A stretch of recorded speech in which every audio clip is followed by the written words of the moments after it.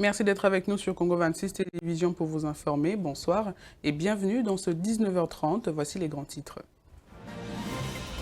Au Sud Kivu, la guerre d'agression continue de mobiliser le terrain. Les résistants Wazalendo, appuyés par l'armée, affirment désormais contrôler la localité stratégique de Ziralo. Vous les suivrez dans ce journal. Toujours au Sud Kivu, place au développement et à l'espoir économique. Le géant industriel tanzanien Azam passe enfin à l'action dans le secteur agricole. Malgré l'agression rwandaise, Jean-Jacques Purusi, le gouverneur de cette province, relance l'agriculture selon la vision du président de la République. Et puis retour dans la capitale, coup de projecteur sur un triste paradoxe à Kinshasa où l'emblématique hôpital ex-Mamaimo se retrouve cerné par une insalubrité inquiétante en plein cœur de l'hygiène publique. Voilà tout pour le sommaire, le développement dans un instant, restez avec nous. Le groupement de Ziralo, dans la province du Sud Kivu, est sous le contrôle des éléments Wazalendo. Appuyé par les forces armées de la République, la nouvelle a été annoncée ce jeudi 13 août 2026 devant la presse par Grévis Simparika, qui a également réaffirmé sa confiance au chef de l'État, Félix-Antoine Tshisekedi Tshilombo. Détail dans ce reportage de notre correspondant dans la région, Ricardo Olenga. Après la récupération des Kalehe, dont le groupement des Ziralo, à province du Sud Kivu, la coalition de Wazalendo, du mouvement du général Grévis, très déterminé sur la ligne de front, réaffirme son engagement à travers les institutions de la République démocratique du Congo et soutient le président Félix Tshisekedi Tshilombo. Devant la presse locale, le lieutenant-général Grévis s'est dit déterminé à contribuer de redorer l'image de la République. Voilà, nous sommes présentement au Sud Kivu, en territoire de Kalehe, plus précisément dans le groupement des Ziralo. Nous, en tant que Wazalendo, tel que je l'ai dit en version Swahili, nous sommes mis debout, nous sommes levés pour défendre défendre l'intégrité territoriale de notre pays. C'est-à-dire quoi? L'ennemi a attaqué notre pays en général.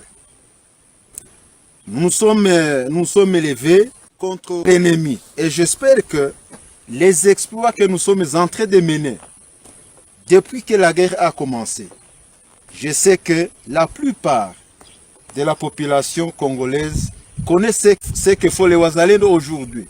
N'eût été nous les Wazalendo, oui, soutenus par notre gouvernement, soutenu par les FARDC, n'eût été nos efforts, notre détermination. J'espère que l'ennemi serait déjà à la porte de Kinshasa. Généralement, je peux demander à la population congolaise d'être derrière le chef de l'État, Félix-Antoine Tshisekedi Tshilombo, soutenir les Wazalendo, puisque n'eût été le soutien de la population. Moi, je pense que notre pays serait déjà entre les mains de l'agresseur. Avec le courage que nous avons, nous n'allons pas dire que non, nous n'allons pas combattre puisque nous n'avons pas de numéro matricule, nous ne recevons rien comme salaire. Nous sommes des volontaires et nous nous sommes mis debout, nous sommes levés, nous sommes mobilisés pour défendre l'intégrité territoriale de notre pays. Notons que Calais reste sous le contrôle des éléments Wazalendo, ainsi que plusieurs agglomérations surplombant la province du Sud Kivu. La ville de Béni, chef-lieu provisoire de la province du Nord Kivu, vient d'être outillée sur la loi numéro 22/031 du 15 juillet 2022 portant régime spécial de sécurité sociale des agents de l'État. Cet instrument juridique vise à offrir aux agents de l'État un régime de sécurité sociale adapté et mieux structuré. Précision avec Ricardo Olenga.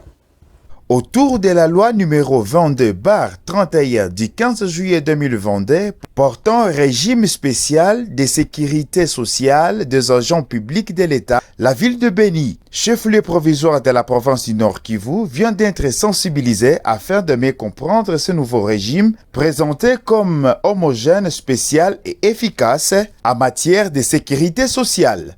À l'issue de cette rencontre, Emery Bissimo Karassa a apporté des précisions sur l'objectif de cette sensibilisation. Ici, on est d'abord en processus de vouloir ouvrir les bureaux de représentation de l'Agence provinciale du Nord Kivu.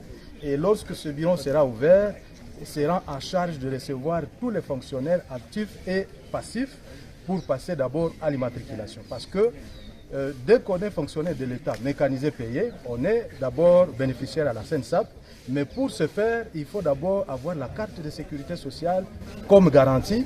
Et si on est actif, on laisse d'abord par là. Il y a d'autres régimes qu'on est en train d'implémenter qui peuvent bénéficier. Mais si on est retraité directement, on va ouvrir les dossiers qu'on appelle le droit de prestation de pension de la retraite. De son côté, pour la province du Nord Kivu, le coordonnateur provincial en charge de l'administration, Kissa Kalobera, a souligné les biens fondés de cette initiative. Siège provisoire de nos institutions provinciales et ce, au nom de l'autorité provinciale, pour clôturer officiellement cet atelier de sensibilisation qui est consacré au métier de la CESAP, à la vulgarisation de la loi numéro 22/031 du 15 juillet 2022 portant régime spécial de sécurité sociale des agents publics de l'État. Il me soit permis, avant tout propos, de saluer la vision du chef de l'État, son Excellence Félix Antoine Tshisekedi Tshilombo, dont la priorité gidaise accordée à la protection sociale des services de l'État constitue le socle du redressement de notre administration. Notons que la ville de Beni a accueilli ce message avec intérêt dans l'espoir de voir émerger un social plus radié pour les agents publics de l'État. Lors de sa dernière mission à Kinshasa, le gouverneur du Sud Kivu, Jean-Jacques Purusi, avait accompagné les investisseurs tanzaniens du groupe Azam auprès du ministre national de l'Agriculture et de celui du Commerce extérieur en vue de poser les bases d'un partenariat autour du développement. Arrivé à Uvira, la délégation de ces investisseurs s'est rendue à Bouéguéra et Kiliba pour évaluer les potentialités agricoles et les opportunités d'investissement, notamment autour de la relance de la sucrerie de Kiliba, une démarche qui traduit la volonté du gouverneur d'appliquer la vision du président Félix Tshisekedi. Au Sud Kivu, dans la plaine fertile de la Ruzizi, l'espoir d'une renaissance agricole prend forme. C'est mercredi 12 août 2026, le gouverneur Jean-Jacques Purusi Sadiki, accompagné du conseiller spécial du chef de l'État en matière agricole, le professeur Sanguin Kanteragna, a conduit une délégation à Bouéguéra et Kiliba. Objectif: relancer l'agriculture, redonner vie aux usines locales et transformer les potentialités de la plaine en opportunités concrètes pour les populations. Aux côtés du gouverneur, des membres du gouvernement provincial, des députés, mais aussi des investisseurs venus de la Tanzanie et des États-Unis. Pour le professeur Jean-Jacques Purusi Sadiki, cette démarche s'inscrit dans la vision du président de la République, Félix-Antoine Tshisekedi Tshilombo, faire de l'agriculture une priorité nationale. Nous sommes ici parce que le président de la République, Félix-Antoine Tshisekedi Tshilombo, nous a envoyé un message de tout faire pour assurer que l'agriculture puisse prendre le pas, puisse prendre le dessus sur les minéraux. Et ici, c'est tout un symbole. Il y a encore quelques mois, l'AFC M23, appuyé par le Rwanda, l'ennemi qui nous agace, qui nous agresse, qui nous attaque, occupait encore ces lieux. Et c'est vraiment symbolique que l'autorité de l'État est revenue dans ce coin. Voilà, nous avons amené des partenaires, c'est la 3e fois que nous sommes ici. Nous espérons que ce sera la bonne. Nous avons amené ces investisseurs, tous ces acteurs pour que cette machine reparte, que nos frères et sœurs puissent trouver du travail, que ceux qui cultivent des cannes à sucre puissent en cultiver beaucoup. Au cœur de cette ambition, la renaissance de la sucrerie de Kiliba et de la minoterie de Bouéguéra. Des outils stratégiques appelés à redevenir des moteurs de production et de transformation capables de créer des emplois, d'encadrer les producteurs locaux et de réduire la dépendance aux produits importés. Je vais commencer par féliciter puis remercier le gouverneur. Il est visionnaire. Et comme vous le savez, chez nous à Bukavu par exemple, tous les maïs mouli viennent de l'Ouganda ou bien disons du Rwanda. Nous devons remplacer cela. Et nous avons cette possibilité ici d'avoir cette usine. Si elle fonctionne, elle produira 100 tonnes de maïs ou de manioc par jour. Hein, voyez-vous. Donc c'est vraiment une économie que nous pouvons créer ici et qui va s'étendre peut-être sur toute la province. Surnommé affectueusement Magoufouli par ses administrés, le professeur Jean-Jacques Pouroussi Sadiki n'a pas hésité à interrompre son parcours pour échanger directement avec les populations rencontrées. Des moments de proximité qui traduisent sa volonté de placer l'homme au centre du développement. Renforcement de la gouvernance dans le secteur minier. Le gouverneur du Sud Kivu, Jean-Jacques Pouroussi, a reçu à Uvira une délégation de gouvernement central conduite par José Kaloumire, conseiller au ministère des Mines en mission de contrôle dans le territoire de Mwenga et de Chabunda. Cette équipe est chargée de vérifier la conformité des activités minières et de formuler des recommandations au président de la République en vue d'un assainissement durable du secteur. Reportage. Le gouvernement central et les autorités du Sud Kivu renforcent leur coopération pour assainir le secteur minier. Ce jeudi, le gouverneur du Sud Kivu, le professeur Jean-Jacques Pouroussi Sadiki, a accordé une audience à une importante délégation du ministère des Mines, conduite par José Kaloumire, conseiller au ministère. Composé des responsables des principaux services techniques du ministère, ainsi que des députés nationaux élus de Fizi, Mwenga et Chabunda, cette mission est chargée de contrôler la conformité des activités minières dans ces territoires et de formuler des recommandations au gouvernement de la République. Les premières impressions sont très bonnes. On constate qu'il est bien informé de la situation du secteur minier et pratiquement de tous les secteurs en tant qu'autorité provinciale. Et il nous a donné beaucoup de conseils et continue à nous accompagner. Son accompagnement nous est vraiment d'une très grande importance. Pour le gouverneur Jean-Jacques Pouroussi Sadiki, cette mission constitue une étape importante dans la lutte contre l'exploitation illicite des minerais et le pillage des ressources naturelles. Je dois d'abord remercier sincèrement le président de la République, chef de l'État, Félix Antoine Tshisekedi Tshilombo, qui, comme vous le savez très bien, a compris tout de suite que les raisons fondamentales de la guerre que nous fait l'AF-23 appuyée par le Rwanda depuis une trentaine d'années, c'est d'abord la question des ressources minières. Et comme vous le savez, depuis juillet 2024, la province a initié un projet de mener des investigations et de sanctionner les trafiquants illégaux des minéraux, qu'ils soient nationaux ou internationaux, notamment chinois. Et c'est la suite logique de ce travail qui a commencé en juillet 2024. Le gouvernement central a décidé de se joindre à la lutte que nous sommes en train de mener dans ce secteur pour clarifier, pour nettoyer ce secteur minier qui est infesté de beaucoup de bandits, de beaucoup de criminels économiques et politiques. Le gouverneur, surnommé Magoufouli par une partie de sa population, a effectué une itinérance dans plusieurs artères de la ville d'Uvira. Une descente des terrains qui lui a permis de s'enquérir encore une fois personnellement de la situation économique et sociale des habitants dans le cadre de sa gouvernance de proximité. Au village Kimbia, sur le plateau de Bateke à Maluku, le quotidien commence là où les infrastructures s'arrêtent, routes impraticables, absence d'eau potable, d'électricité, d'écoles et de marchés de structures de santé. Pourtant, cette agglomération côtoyée par la route Kingakati reliant Menkao au Congo central avec une ouverture vers l'Angola recèle un fort potentiel économique entre enclavement et espoir d'un désenclavement. Kimbia attend toujours le développement de ces infrastructures. C'est un reportage de Rebecca Kalonda. Situé non loin de la route Kingakati reliant Menkao au Congo central, avec une ouverture vers l'Angola, cette agglomération bénéficie d'une position qui pourrait favoriser les échanges et stimuler l'économie locale. Ici, la route ne mène pas seulement quelque part, elle conditionne tout.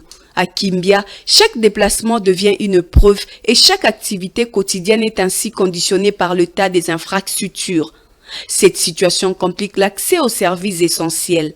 L'accès à l'eau potable relève du parcours du combattant. Les habitants de Kimbia effectuent de manière contraignante de longues distances pour attraper une goutte d'eau miraculeuse.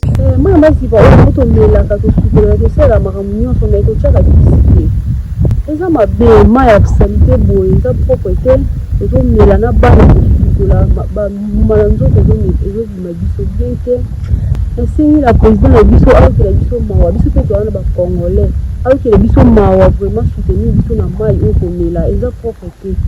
À cette difficulté s'ajoute l'absence d'une desserte en électricité. Un autre défi, c'est celui de l'accès aux soins de santé primaires, comme le témoigne Junior Kou, corps médical du centre de santé Prosaco de Kimbia. Ici, normalement, dans le village Kimbia, nous avons un problème toujours. Il y a des soins de soigner les malades, na biso. Nous avons des soins primaires, nous avons ceux qui, en cas de paludisme, nous avons par l'examen et c'est nécessaire aux tous. Mais toujours que nos difficultés, ils appellent milieu, tous ça, ils ont milieu rural, tous ça, ils ont la difficulté à ma casse, même si surtout les Kabanzela. Pour distance, tous ça, pour ma cadam, ils ont vraiment distance. Donc tous ça, ils ont la difficulté, on a problème de soins dans le centre. Mais à vie que nous voyons le village, nous avons dit que nous avons ici qu'à ce primaire, nous avons pour aux alapos à Zoa, na bâtiment. Mais entre le potentiel et le développement, l'essentiel fait encore défaut des écoles pour préparer l'avenir des générations. Les enfants à Kimbia étudient dans des conditions difficiles.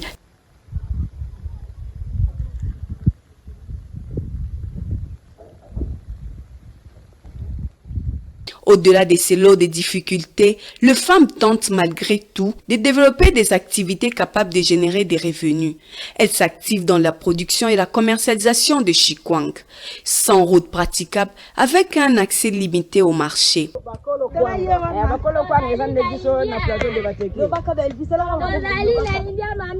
À Kimbia, le développement ne demande pas seulement des promesses, il passe d'abord par des routes praticables, de l'eau potable, de l'électricité, l'accès au marché, des écoles et des structures de santé accessibles, autant d'infrastructures capables de transformer le quotidien des habitants, mais aussi de libérer le potentiel économique de cette partie du plateau de Bateke dans la commune de Maluku. Destiné à sauver des vies, le centre hospitalier universitaire Renaissance ex-Mama Emo, situé sur l'avenue Wangata, fonctionne dans un environnement qui contraste avec sa mission. Les alentours du bâtiment de cet hôpital est transformé en un véritable dépotoir. Sivora Robi et Rebecca Kalonda l'ont constaté ce jeudi. Bien que réhabilitée, l'avenue Wangata reliant les communes de Kinshasa et Gombe reste méconnaissable aux abords de l'ex-Mama Emo, au regard de l'insalubrité persistante à cet endroit. Alors que l'opération d'assainissement de la ville se poursuit, ces tronçons réclament un peu plus d'attention particulière. Débarrasser l'avenue Wangata de l'insalubrité portera en premier lieu les malades internés et les usagers de cette voie publique. Cette édition du journal est terminée. Je vous rappelle ces grandes lignes. Au sud Kivu, la guerre d'agression continue de mobiliser le terrain. Les résistants Wazalendo, appuyés par l'armée, affirment désormais contrôler la localité stratégique de Ziralo. Toujours au sud Kivu, place au développement et à l'espoir économique, le géant industriel tanzanien Azam passe enfin à l'action dans le secteur agricole. Malgré l'agression rwandaise, Jean-Jacques Pouroussi, le gouverneur de cette province, relance l'agriculture selon la vision du président de la République. Et puis retour dans la capitale, coup de projecteur sur un triste paradoxe à Kinshasa où l'emblématique hôpital ex-Mama Emo se retrouve cerné par une insalubrité inquiétante en plein cœur de l'hygiène publique. Merci d'avoir suivi ce journal et excellente suite de programmes sur Congo 26 Télévision.